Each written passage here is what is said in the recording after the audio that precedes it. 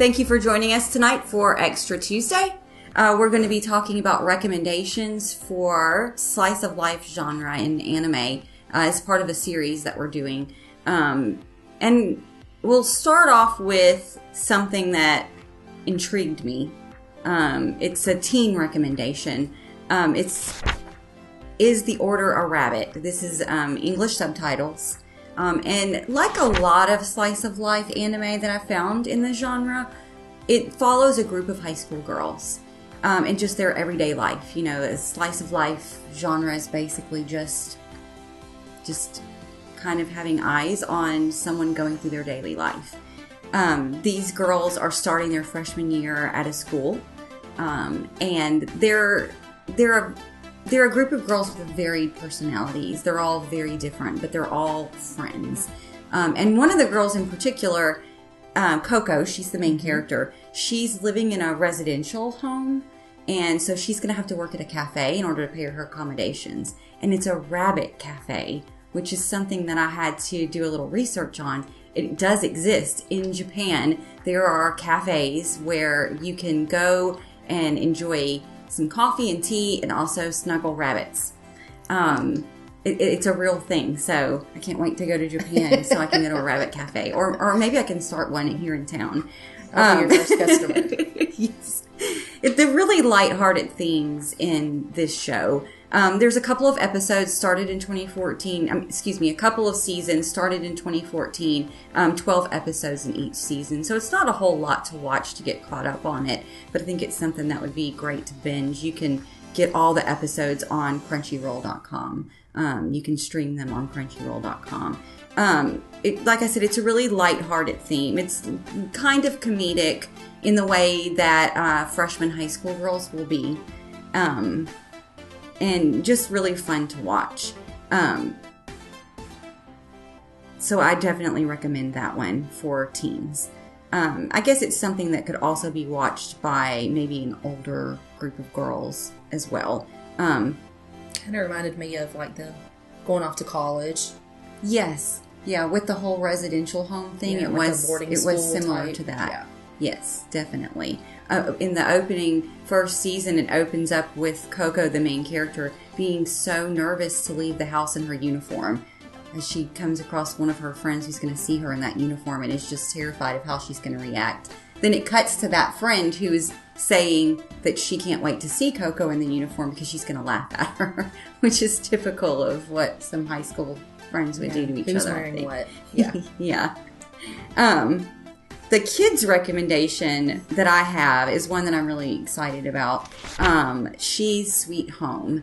And it is a great story. It's also English subtitled, but I feel like it could be something that even smaller children could watch. Yeah. Even though they're not able to read the subtitles.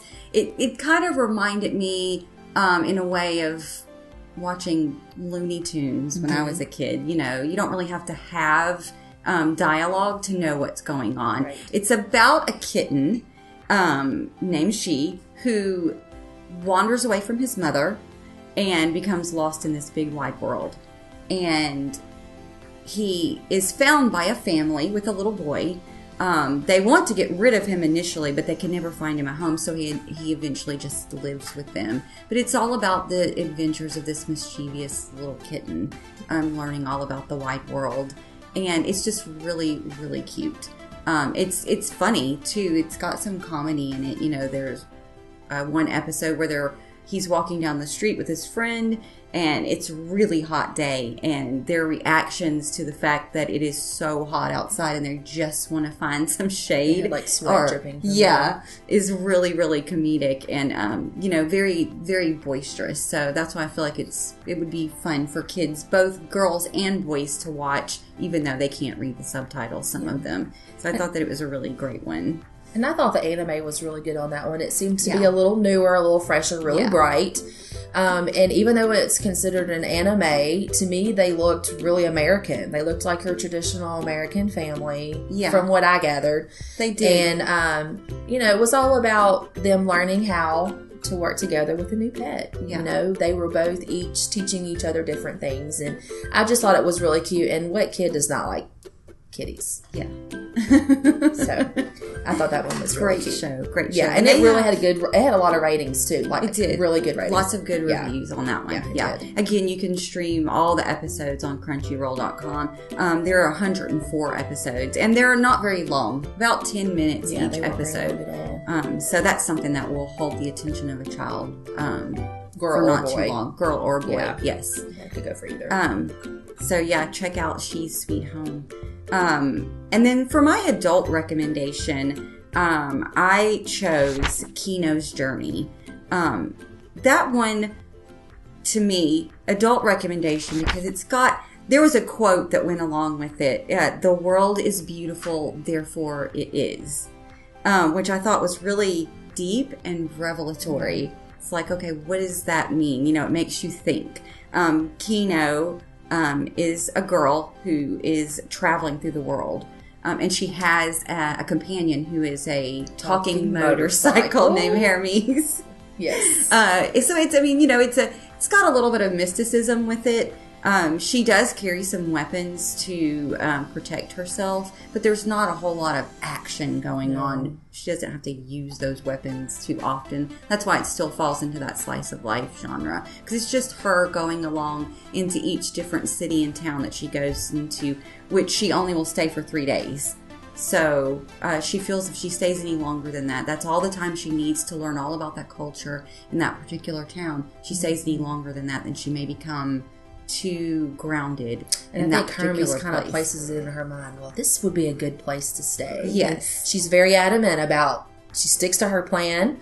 She only stays for those days, and then she's on to the next adventure. And the music was really great in that one. I really liked that. And like Sarah said, the description of beautiful, she sees lots of different beautiful countrysides. She travels all over the place. I thought that was really pretty. Yeah, it's really good.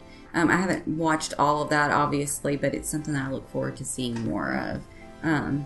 But that's the adult recommendations. On Kinos Journey, one of the things that stood out was it was almost kind of like the technology level in that one was a little elevated, so it almost was kind of sci-fi-ish in some stuff. But other than that, I think it's a really good adult choice.